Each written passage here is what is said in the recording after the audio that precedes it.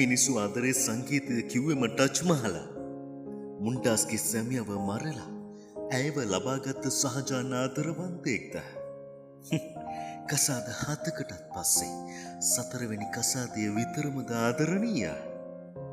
මිනිස්සු පන දාගෙන බැලුවට අද එදා ටච් මහල මුන්ටාස් දැක්කේ නැහැ.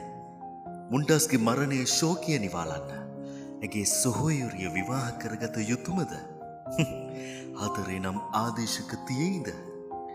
මිනිස්සු ආදරේ කරේ සංකීතය කරේ සොහොන් ගැබ්ද? හින්නකම් නොකරපු ආදරේ මරුණම කුමකටද?